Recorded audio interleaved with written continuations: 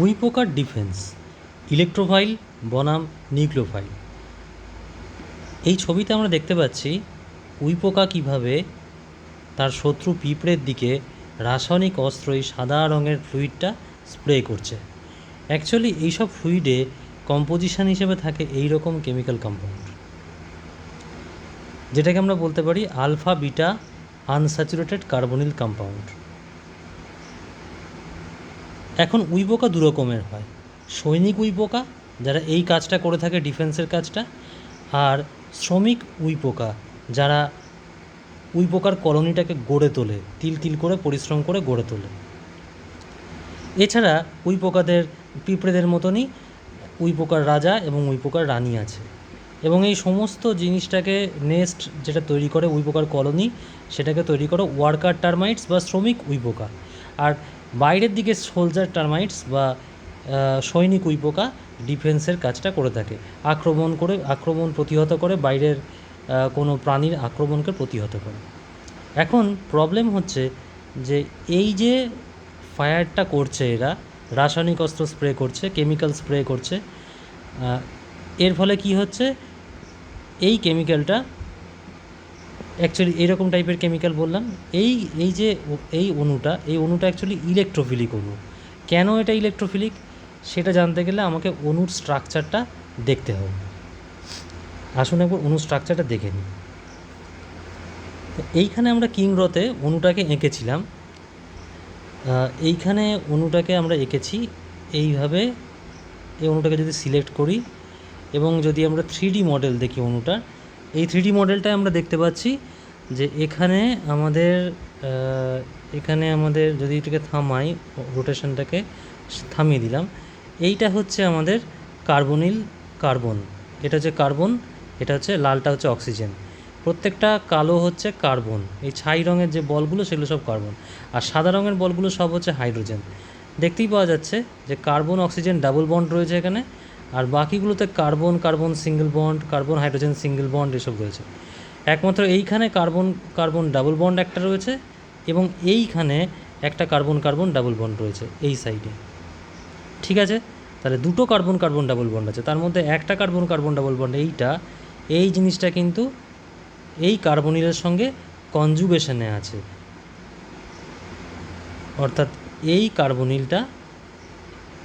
কার্বনিলটা এর সাথে কনজুগেশনে রয়েছে। এবার চলে আসি এই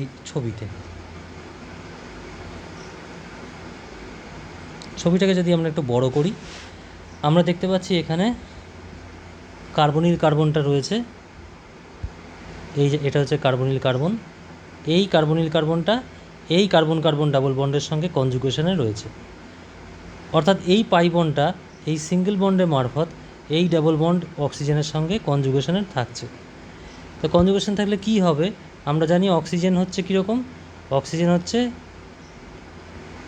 ইলেকট্রোনেগেটিভ এলিমেন্ট, এবং এর ফলে কার্বনের থেকে যেহেতু অক্সিজেন বেশি ইলেকট্রোনেগেটিভ, তাহলে কার্বন অক্সিজেন বন্ডের যে ইলেকট্রনটা সেটা স্বাভাবিকভাবেই অক্সিজেনের দিকে ইলেকট্রন ডেন্সিটি বেশি থাকবে, এবং তার ফলে একটা ঘটনা ঘটবে, সেটা হচ্ছে এই অক্সিজেনের যে, আমরা একটু যদি বড় করি এটাকে দেখানো যাবে ভালো করে, এই যে অক্সিজেনটা নিজের দিকে পাই বন্ডটাকে পোলারাইজড করবে। পোলারাইজ করলে এটাকে আমরা এইভাবে দেখাতে পারি, পোলারাইজেশনটা আমরা ডবল বন্ডের মাঝখান থেকে নিয়ে গিয়ে এইভাবে দেখাতে পারি, অর্থাৎ পাই বন্ডটা খুলে গিয়ে যেন অক্সিজেনের মাথায় গিয়ে লাগছে। পাই বন্ডটাকে দেশলাই কাঠির মতন কল্পনা করতে পারি। এই যে পাই বন্ডটা রয়েছে, একটা সিগমা বন্ড, একটা পাই বন্ড, সিগমা বন্ডটা এক থাকছে, কিন্তু পাই বন্ডটা খুলে গিয়ে এখানে লাগছে। তার ফলে যদি আমরা এটাকে এখানে আঁকি, এটার কীরকম দেখতে হবে, এটা দেখতে হবে অনেকটা এই অক্সিজেন এখানে হচ্ছে নেগেটিভ চার্জ, আর এইখানে হচ্ছে এটা খুলে গেছে, এটা যেই এদিকে পোলারাইজড হচ্ছে অমনি সঙ্গে সঙ্গে এই পাই বন্ডটা এইখানে গিয়ে পোলারাইজড হবে, অর্থাৎ এই পাই বন্ডটা চলে আসছে এইখানটা। তো দেশলাই কাঠির মতো যদি আমরা এদিকে সরিয়ে দিই, এই পাই বন্ডটাকে যদি আমরা সরিয়ে এই জায়গাতে প্লেস করি, এই জায়গাতে, তাহলে এখানে ডাবল বন্ড হবে, আর এইটা খুলে গিয়ে সিঙ্গেল বন্ড হবে। এইটা হচ্ছে ডাবল বন্ড, আর এখানটা সিঙ্গেল বন্ড। তাহলে এখন এই জায়গাটা কি থাকলো, এই জায়গাটায় একটা পজিটিভ সেন্টার থাকছে, এখানে ইলেকট্রনের ঘাটতি হচ্ছে, অর্থাৎ এই জায়গাতে আমার ইলেকট্রনের ঘাটতি হচ্ছে, আর এইখানে হচ্ছে ইলেকট্রন এক্সেস হয়ে যাচ্ছে। ঠিক আছে, আচ্ছা বোঝার সুবিধার জন্য আমি এখানে আরেকটা এঁকে দিলাম, বন্ডটাকে কানেক্ট করে দিলাম, এটা যেমন এদিকে আছে সেরকম যাচ্ছে। তাহলে এইখানকার চিত্রটা হচ্ছে এই রকম টাইপের হলো, অর্থাৎ এই যে কার্বন কার্বন ডাবল বন্ডটা, এই কার্বন কার্বন ডাবল বন্ডের এইখানটায় পজিটিভ চার্জ তৈরি হচ্ছে। এই পজিটিভ চার্জের প্রতি কে আকৃষ্ট হতে পারে? যে কোনো বায়োলজিক্যাল এন্টিটির নিউক্লিওফাইল পার্টটা আকৃষ্ট হতে পারে। যে কোনো বায়োলজিক্যাল মলিকুলের মধ্যে কী পার্ট থাকতে পারে? অক্সিজেন পার্ট থাকতে পারে, সালফার পার্ট থাকতে পারে, নাইট্রোজেন পার্ট থাকতে পারে। প্রত্যেকটা পার্টেই কী থাকবে? ইলেকট্রন পেয়ার থাকবে এরকম। এই ইলেকট্রন পেয়ারগুলো, বায়োলজিক্যাল মলিকুলার ইলেকট্রন পেয়ারগুলো এইখানে আকৃষ্ট হতে পারে। অক্সিজেনটা এদিকে আকৃষ্ট হতে পারে, এটা এদিকে হতে পারে, এইটা এদিকে হতে পারে। অর্থাৎ এই ধরনের যে নিউক্লিওফাইলগুলো রয়েছে, NU মাইনাস যদি আমরা লিখি, এই নিউক্লিওফাইলগুলো এখানে অ্যাটাক করতে পারে, নিউক্লিওফিলিক অ্যাটাক। এই নিউক্লিওফাইলগুলো কার দেহে আছে? এই নিউক্লিওফাইলগুলো আছে অ্যান্টের দেহে। কিউটিকলের যে নিউক্লিওফাইল, সেই নিউক্লিওফাইলটার সঙ্গে রিয়াকশান করবে এই ইলেকট্রোফিলিক এন্ডটা রিয়াকশান করবে এই কিউটিকলের থাকা নিউক্লিওফাইলের সঙ্গে, এবং এইভাবে রিয়াকশান করে দেওয়া মানেই হচ্ছে আক্রমণ করে দেওয়া, ইলেকট্রোফিলিক অ্যাটাক করে দেওয়া। এই পার্টটা ইলেকট্রোফিলিক অ্যাটাক করলো অ্যান্টে থাকা নিউক্লিওফাইলের দিকে, পিঁপড়ের কিউটিকলে থাকা নিউক্লিওফাইলের দিকে অ্যাটাক করলো।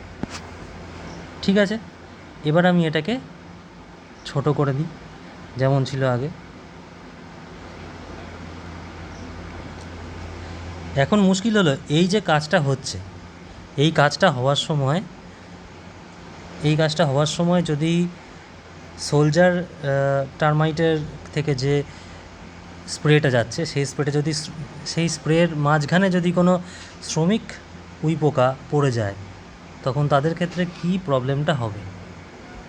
তখন শ্রমিক উইপোকা যদি পড়ে যায়, শ্রমিক উইপোকা মরে যাওয়ার কথা। শ্রমিক উইপোকার যে বাইরের যে আবরণ রয়েছে, সেই আবরণে যে নিউক্লিওফাইল রয়েছে, সেই নিউক্লিওফিলিক স্ট্রাকচার রয়েছে, সেই নিউক্লিওফিলিক স্ট্রাকচারের সঙ্গে এই ইলেকট্রোফিলিক স্ট্রাকচার রিয়াকশন করে দেওয়ার কথা, শ্রমিক উইপোকা তার ফলে ক্ষতিগ্রস্ত হওয়ার কথা।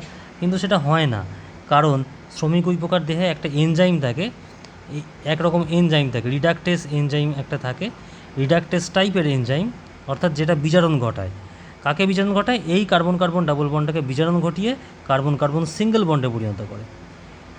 অর্থাৎ শ্রমিক উইপোকার দেহে থাকা যে এনজাইম, সেই এনজাইম সৈনিক উইপোকার দেহে থেকে বেরোনো যে ইলেকট্রোফিলিক অ্যাটাকিং কেমিক্যাল, সেই কেমিক্যালের কার্বন কার্বন ডাবল বন্ডকে নিষ্ক্রিয় করে কার্বন কার্বন সিঙ্গেল বন্ডে পরিণত করে। অর্থাৎ তখন আর এই কার্বন কার্বন এই অংশটা আর ততটা ইলেকট্রোফিলিক থাকছে না। হ্যাঁ, এই পার্টটা ইলেকট্রোফিলিক থাকছে। আমি যদি এটাকে বড় করি দেখতে পাবো এই পার্টটা ইলেকট্রোফিলিক, এই অংশটা ইলেকট্রোফিলিক, এই অংশটা নিউক্লিওফিলিক। কিন্তু এইটা কার্বনের সঙ্গে যুক্ত অক্সিজেন, আর এইটা ছিল শুধুই কার্বন। এই পার্টটা ছিল একটা ওপেন এন্ড, কিন্তু এইটা কিন্তু অতটা ওপেন এন্ড নয়। তার ফলে এইখানে নিউক্লিওফিলিক অ্যাটাক যত সহজে হচ্ছিল, এখানে নিউক্লিওফিলিক অ্যাটাক তত সহজে হবে না, অর্থাৎ কিছুটা হলেও দেরিতে হবে অ্যাটাকটা। অর্থাৎ অ্যান্টের যে নিউক্লিওফাইল, অ্যান্টের বডির থাকা যে নিউক্লিওফাইল, সেই নিউক্লিওফাইলের ওপর এইখান থেকে আর ইলেকট্রোফিলিক অ্যাটাক সেরকমভাবে হবে না। এনজাইমটা এই ডাবল বন্ডটাকে রিডিউস করে এই সিঙ্গেল বন্ডে পরিণত করে দিচ্ছে, সেই কারণে। এইটা হচ্ছে প্রকৃতির একটা দারুণ রহস্য, যে রহস্যটা আমাদেরকে ইলেকট্রোফাইল বনাম নিউক্লিওফাইলের যে বিক্রিয়া নিরন্তর চলেছে প্রকৃতিতে, সেটাকে আমাদেরকে ভালোভাবে বুঝতে সাহায্য করে। ঠিক আছে, আজ এই অবধি থাক।